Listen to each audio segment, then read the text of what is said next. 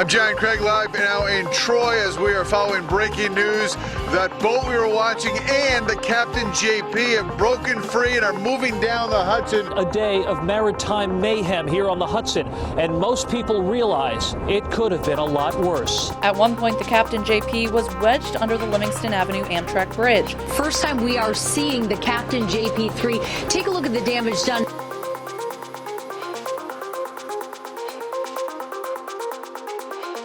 January 25th, 2019, at least 8 different boats broke free from their moorings in the Troy, Lansingburg, and Watervliet area and began floating uncontrollably, recklessly down the Hudson River.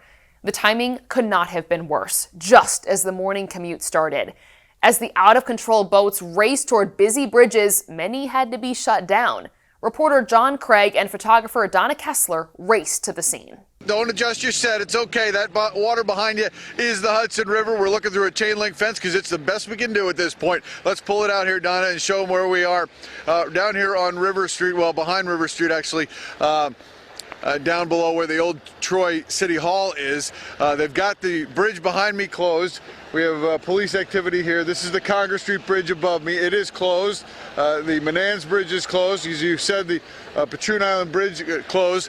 We have a witness telling us that the Captain JP, which is that cruise boat that goes out day cruises, evening cruises, has broken free. It actually hit a stanchion here on the Congress Street Bridge, and it is moving. The tugboat that we initially were watching for when all this started, that has already moved downstream, downriver, and as you can see how fast this river is moving with all this going on. We talk about it when we were over in the Mohawk and ice jams and breakaways and so on. Well, this happened here. A lot of fast-moving water on the Hudson River that started, initially this started with some tugboats breaking free up in Lansingburg. One came over the dam. It was stuck in the ice, and we thought, well, it'll be just a little bit of a rescue. It's turned into much more than that.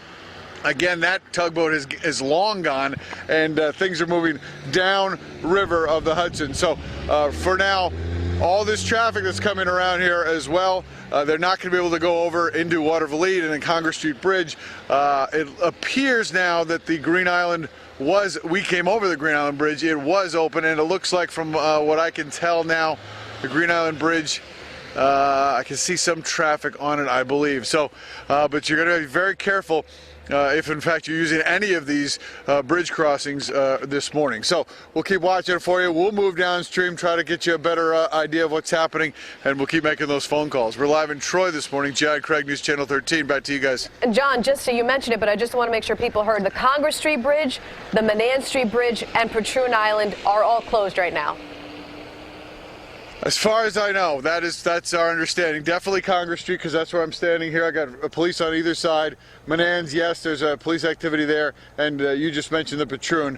That is correct. You heard John mention the big Captain JP cruise boat. Eventually, there was nothing that could be done to stop it from crashing. All people could do was helplessly watch as the inevitable happened.